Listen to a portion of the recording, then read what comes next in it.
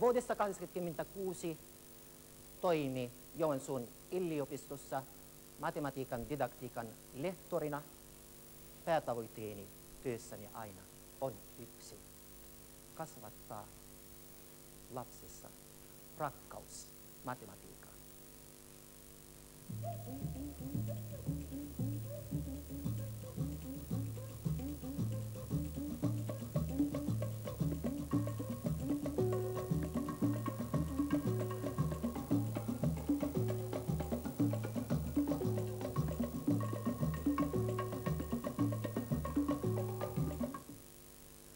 Aiheeni on matematiikan opetuksen kehittäminen: mitä, miksi ja miten. Tänään käsitellään lähinnä kahta kysymystä: miksi ja mitä. Miksi matematiikan opetusta kehitetään ja mitä on matematiikka? Ensin miksi. Miksi yleensä matematiikan opetusta kehitetään? Ensimmäinen syy: koska matematiikka on kaikissa. Toinen syy: koska matemaattiskokemuksella on erikoisrooli ajattelun kehityksessä. Kolmas syy: koska matemaattinen ajattelu on olennainen elementti kulttuurissa. Käsittelemme yksityiskohtaisemmin ensimmäistä vastausta, jolla koko luento rakentuu. Matematiikka on kaikissa. Missä? Tarkistamme allaviivattuja sanoja seuraavassa tavallisen arkielämän lauseessa. Kello soi 6 aamulla. Onko kaikissa allaviivattuja sanoissa matematiikka? Kyllä. Ei vain sana 6 ole matematiikkaa, vaan myös sanoissa kello ja soi on matematiikka. Miksi? Mietitään vaikka sana kello. Onko kelloa keksittäessä matematiikalla ollut roolia? Entä valmistusvaiheessa? Miten nykyään toimivat koneet, jotka tekevät kellot? Onko matematiikalle siinä roolia? Kyllä. Olin joskus kirjoittanut pitkän tekstin, joka sopii jokaisen ihmisen arkielämään, ja allaviivannut kaikki sanat, joissa on matematiikkaa. Tuloksena oli se, että kaikissa lauseissa oli matematiikkaa, ja joskus jopa 75% lauseen sanoista. Kuinka moni meistä on miettinyt vakavasti seuraavia kysymyksiä? Millaista olisi elämä ilman matematiikkaa? Missä olisimme asuneet? Mitä olisimme syöneet? Ja miten olisimme pukeutuneet? Voiko yksikään ihminen tulla toimeen ilman matematiikkaa? Matematiikka on olennainen elementti kulttuurissa esihistoriasta lähtien. Mitä on kulttuuri? Kaikki, mitä ihminen on tehnyt, kaikki, mikä on materiaalista ja kaikki, mikä on henkistä. Mikä on matematiikan paikka kulttuurissa? Materiaalisesti matematiikka on kaikissa, mitä ihminen on tehnyt. Tämä tarkoittaa myös elokuvateatterissa, teatterissa, televisiossa, videossa, kirjallisuudessa, urheilussa, teknisessä työssä, tekstiilityössä, kuvamataidossa, kotitalouksessa. Kaikissa on matematiikka. Henkisesti matematiikka on parhaimmillaan ajattelutavoissa. Tämä sisältää sekä sisäistä kauneutta että ulkoista kauneutta. Matematiikan ulkoista kauneutta nähdään taidenäyttelyssä, kuviona ja kappaleina sekä ihmisen tekemissä muistomerkeissä, muun muassa pyramideissa, templeissä ja kirkossa. Matematiikka on inhimillistä.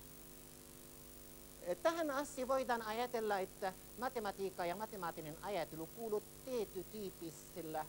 tietyn tyyppisellä ihmisellä. Todellisuus on se, että jokainen ihminen on jollain tavalla matemaatikko laajassa merkityksessä. Miten? Kaikkia ihmisiä kautta aikoja ja jokaista yksilöä lapsuudesta lähtien on kiinnostunut se, mikä on kiinnostunut matemaatikkoja. Mitä se on? määrä ja muoto. Eli kuinka monta ja minkä muotoinen. Kuinka monta meitä on, minkä muotoinen tämä sali on.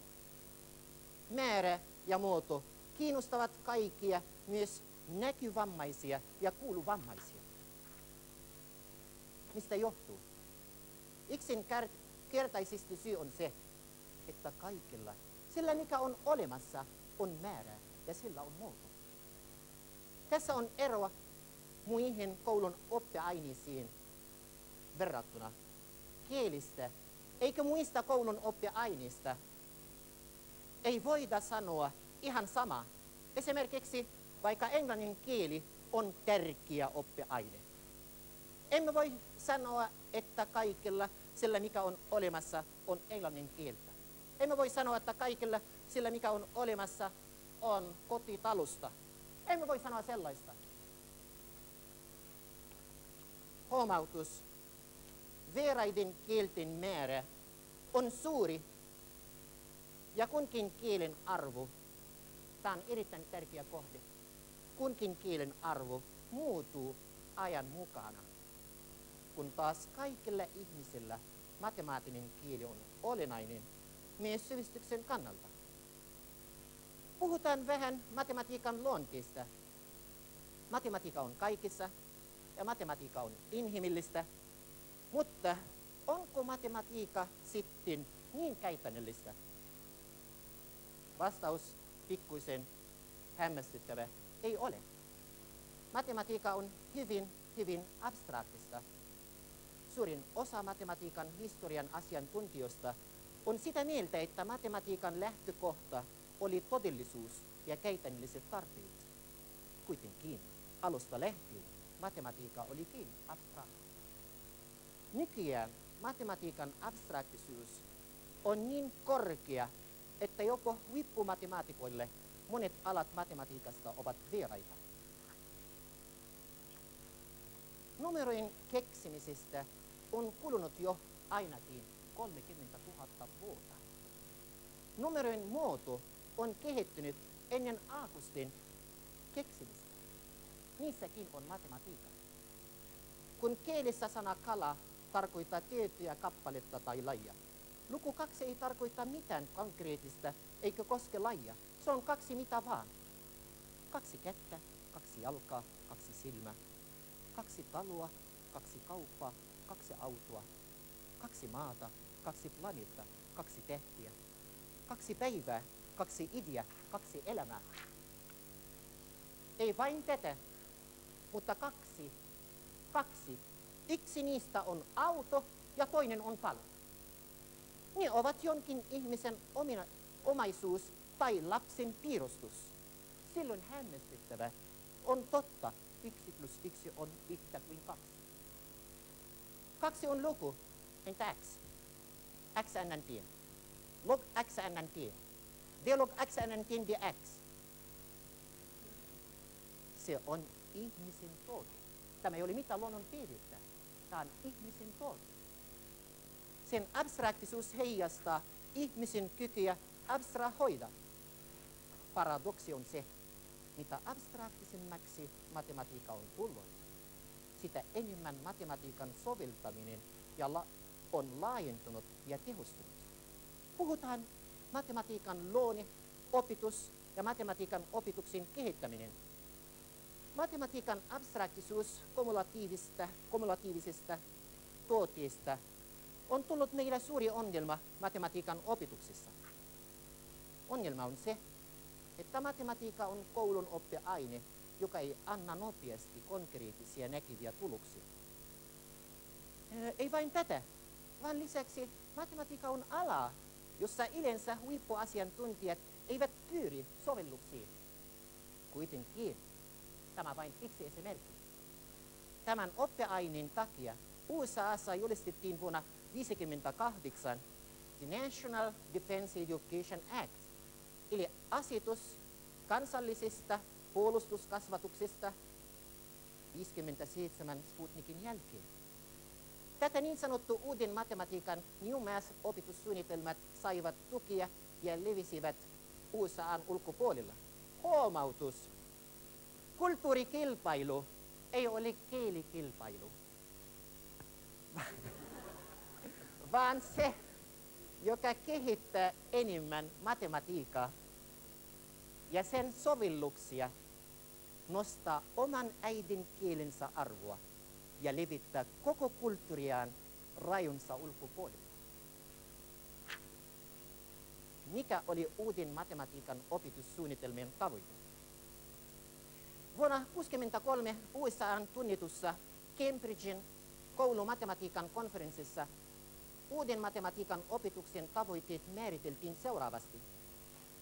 Opettaa lasten tarhasta alkaen koulun loppuun mennessä yliopiston 3 ensimmäisen vuoden matematiikan sisällä.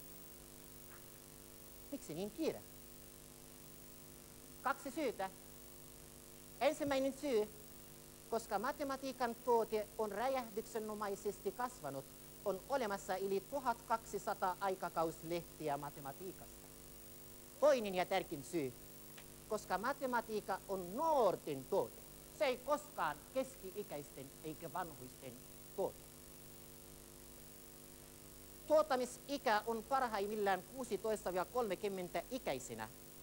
Monet suurit matemaatikot aloittavat suurtuotensa jo 16-vuotiaana ja jopa alle. Suuri ranskalainen matemaatikko Everest Galois on äärimmäinen tapaus. Hän kuoli 21-vuotiaana ja hänen huipputuotensa syntyi 16-18-vuotiaana. Kysymys. Voisivatko meidän lapsemme 16-vuotiaina luoda matematiikan? Vastaus on hyvän valmis. Vastaus on kielteinen ja lisäksi se on selvä tapaus.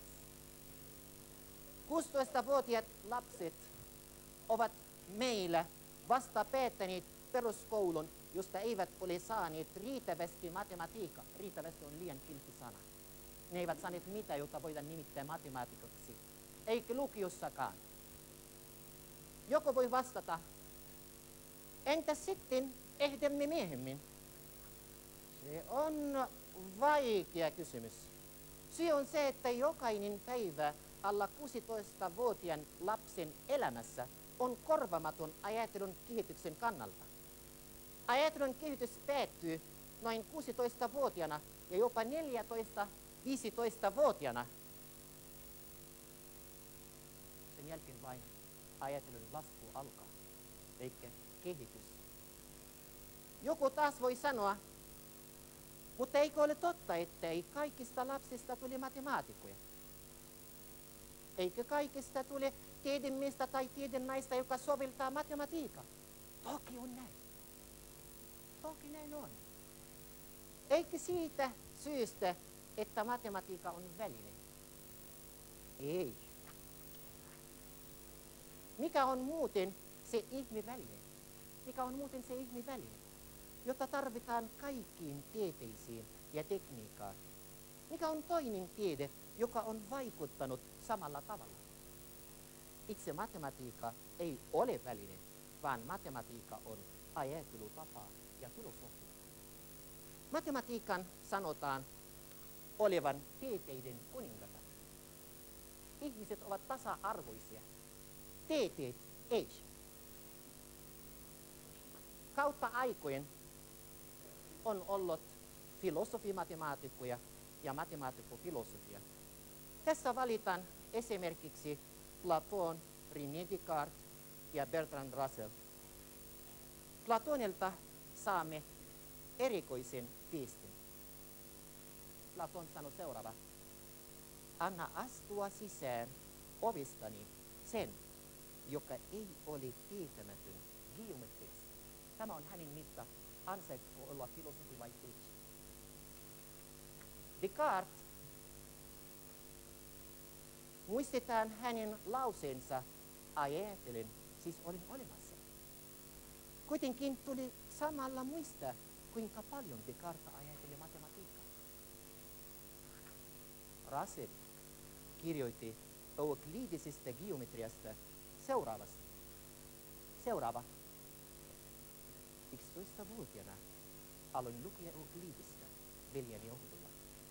Tämä oli yksi elämäni suuria tapahtumia, ehkä häikäisevä kuin ensimmäinen rakkaus. En ollut kuvittelut, että mitään niin ihastuttavaa olikaan. Matemaattinen ajattelu ja kasvatustyö. Psykologit katsovat matemaattisten kokemusten olevan olennainen vaikutin ajattelun kehitykselle. Toivon, että kasvatustieteilijät ottavat sitä huomioon. Lisäksi tällä ajattelutavalla on itseisarvo. Sillä on oma sisäistä kauneutta, josta syntyy vielä ulkoistu kaunista.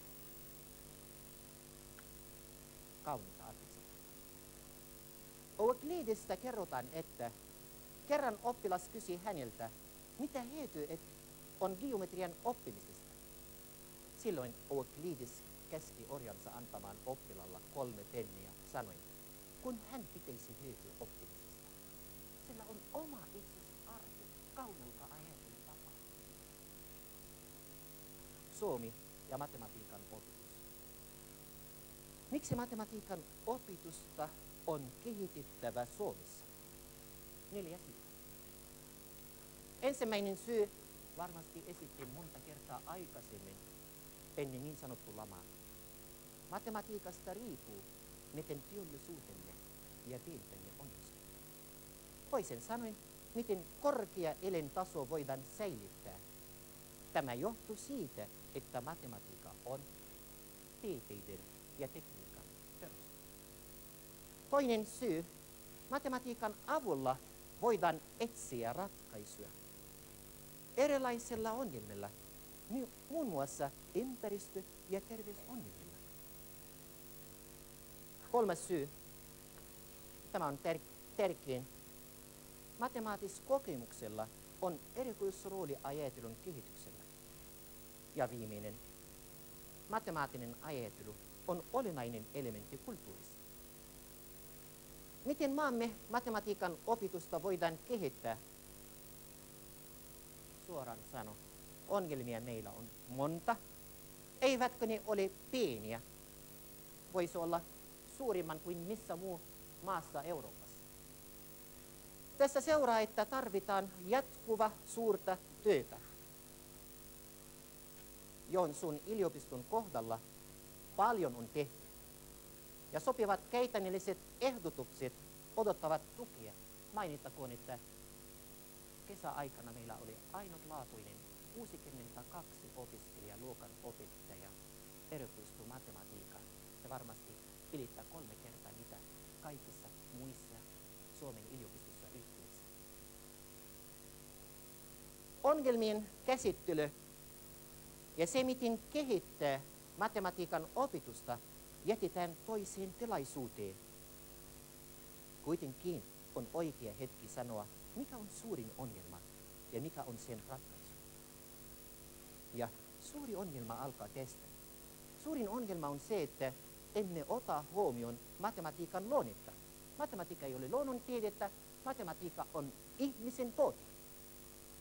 No, matematiikka on inhimillinen tuote, sitä pitäisi opettaa inhimillisesti.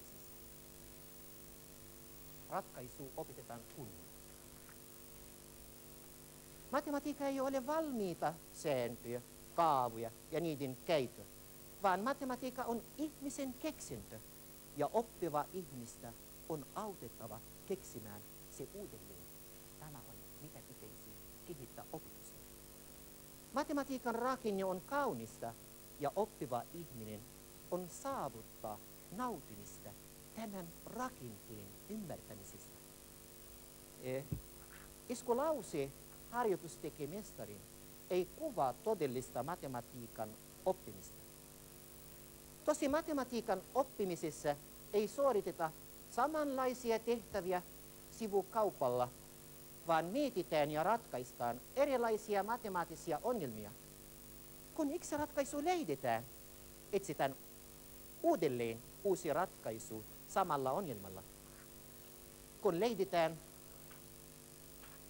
toinen ratkaisu, etsitään uudelleen uusia ratkaisuja.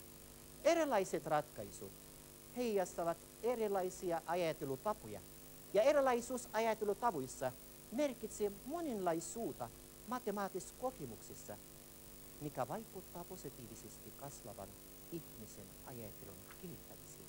Tiedätte, että varmasti tämä on kirjastani ja jokaisella ongelmalla voidaan etsiä kaikenlaisia. Lopuksi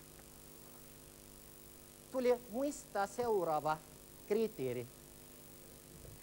Milloin matematiikan opetus on menestyksellistä? Milloin? Kun matematiikkaa harrastetaan. Milloin sitä harrastetaan? Kun sitä rakastetaan. Milloin matematiikkaa rakastetaan?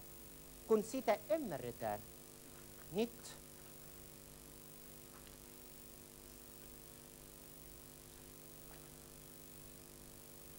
matematiikan opetuksessa ja nimenomaan matematiikan ymmärtämisessä kilpaillaan koulujen välillä, paikkakuntien välillä ja maiden välillä.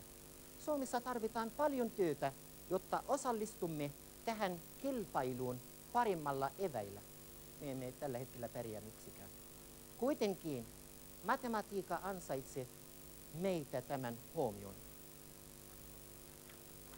Matemaattinen ajattelu on inhimillistä ja ihmillistä, vaikka se on niin abstraktista. Se on niin hyödyllistä.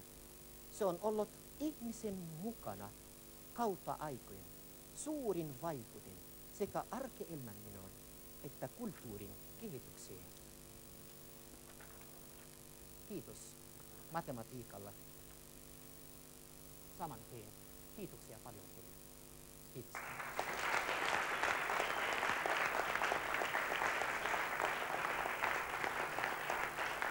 Kiitos. Kiitos. Minä olen Tero Kaitonen ja edustan luokanopettajan näkökulmaa tässä. Tuosta luonnosta kävi ilmi, että matematiikka on niin kuin kaikessa. Ja kielistä ja muista aineista ei voi sanoa samaa. Niin tästä voisi niin kuin aistia, että matematiikka on niin kuin oma erillinen saarekkeensa muiden aineiden joukossa. Ja sitten samalla vähän matkaa mentiin eteenpäin, kun sanotaan, että matematiikkaa pitäisi opettaa inhimillisesti. Niin miten nämä kaksi näkökulmaa sitten sopii niin kuin yksin? Aivan oikein. Aivan oikein. Matematiikan erikoisuus on se, että se on ainoa tiede logiikan lisäksi, jota nimitetään deduktiivisia tieteitä. Ja nämä tieteet editävät päättelemisen kautta. Mutta se ihmisen elämä koko ajan päättelee ja esittää. Suuri ongelma on, miten opettaa kunnolla. Tarkoittaa, kyllä jokainen ihmisen mielellään päättelee, keskustelee, mistä johtuu, minkä takia. Kieltämättä, mutta kun tämä on kielletty koulussa melkein, kun siellä sääntö on valmis 2 minuutissa, sitten lapset istukat ehkä aukema, loppu aukema, mitä teen opi. Punaiset sivut loppukirjassa, lisätehtäviä, no siniset sivut, vihreät sivut, täplälliset, raidalliset sivut. Siis se on kieltämättä ongelma, että ei anna ihmisille vaikkapa yhdellä probleemalla etsitään erilaisia 10 ratkaisuja. Ratkaisu ei tarkoita koskaan vastaus. Ratkaisu on idea. Miksi emme anna ihmisellä ajatella inhimillisesti? Todellisuus, että lapsi tuli kouluun 7-vuotiaana. Hänellä taustaa hyvin paljon matematiikkaa. Mitä ihmettä 2-3 viikossa opetetaan häntä numero 1? Eikä hänellä TV2 koskaan ollut kotona. Siis tällä hetkellä lapset ovat jo 5 viikkoa koulussa numerossa 4. Mitä he viipyvät? Mitä he tekevät siellä oikeastaan? Kun todellisuudessa lapsi tuli ja hänellä takana niin paljon matematiikkaa, sitä riisutaan hänestä ja aletetaan häntä. Nyt opit, kun minä sanon sulle. 1 on näin ja hurrataan monta kertaa 1 sillä nimellä. Tämä ei ole mitään opetusta kunnolla. Täytyy ottaa huomioon lasten edeltäviä kokemuksia. Tämä on inhimillistä. Kiitos.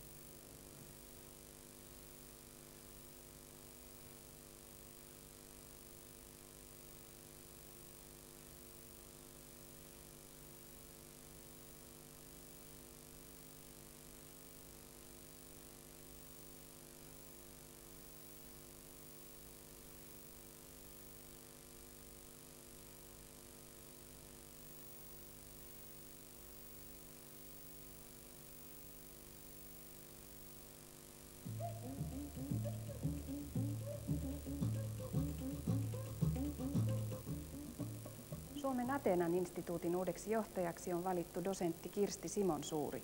Hän aloittaa 3-vuotisen toimintakautensa ensi vuoden elokuussa, jolloin nykyisen johtajan professori Gunnar af Hellströmin toimikausi päättyy.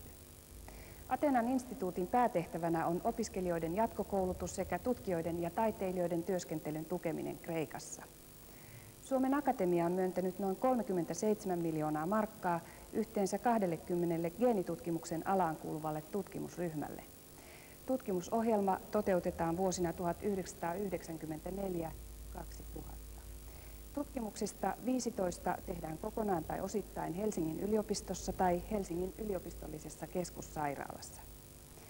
Akateeminen opettajankoulutus on viettänyt 20-vuotisjuhliaan. Vuonna 1974 opettajakorkeakoulut, opistot, normaalilyseot ja seminaarit yhdistettiin ja niistä muodostettiin opettajankoulutuslaitoksia yliopistoihin. Ensi vuonna yliopistollisen opettajankoulutuksen osaksi liitetään myös lastentarhanopettajakoulutus. Maan kaikkien 8 opettajankoulutusyksikön järjestämässä valtakunnallisessa pääjuhlassa puhunut tasavallan presidentti peräänkuulutti laajaa kansalaisten arvokeskustelua. Haluan, että maamme sivistyselämästä ja koulutuksesta vastuulliset viranomaiset ja instituutiot käynnistävät keskuudessaan perusteellisen arvokeskustelun.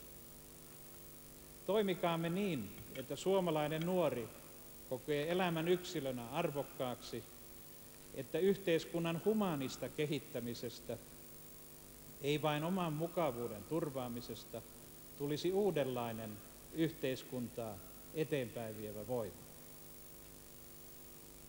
Kasvatuksessahan on lopulta kysymys optimistisen elämänasenteen luomisesta. Tämä on mahdollista, mikäli nuorille jäsentyy kiinteä eettinen elämänkatsomus, kyky erottaa oikea ja väärä. Tähän on pyrittävä. Ensi perjantaina esitetään Helsingin yliopistossa tarkastettavaksi ensimmäinen tanssiaiheinen väitöskirja. Väitöstutkimuksen nimi on 80-luvun suomalaisien tanssinäkemyksien taideteoreettista tarkastelua. Väitöskirjan tekijä on filosofian kandidaatti Aino Sarje ja vastaväitteenä toimii dosentti Arto Haapala. Tampereen teknillisen korkeakoulun kehittämä ja rakentama suprajohtava Wigler-magneetti on valmis. Magneetti luovutetaan lähiaikoina Lundin yliopistolle. Projekti käynnistyi vuonna 1988 ja sen rahoitukseen on osallistunut myös Suomen ja Ruotsin teollisuus. Joo, tässä suprajohtavassa Wigler-magneetissa on 6 käämiä, ne muodostaa tällaisen kolminapaisen systeemin, jossa voimakkain on keskellä näiden 2 käämin muodostama. Siinä on hyvin voimakas magneettikenttä, se on 3 kertaa suurempi kuin tavallisessa magneettissa, jossa käytetään rautaa magneettivuon johtamiseen. Tämä toimii röntgenlähteenä siten, että nopea elektronisuihku lähestyy tätä esimerkiksi vasenta aukkoa, kulkee 3 kentän läpi ja suorittaa tällaisen käärmemäisen liikkeen, mutkittelee ja tulee sitten ulos ja jatkaa tässä elektronirenkaassa. Ja kun tämä suihku mutkittelee, se samalla lähettää sähkömagneettista säteilyä, eli röntgensäteilyä tässä tapauksessa. Ja tätä voidaan sitten käyttää erilaisiin tarkoituksiin. Eli täältä tulee ulos vahvaa röntgensäteilyä. Kyllä. Kun tämä nyt lähtee Lundiin, niin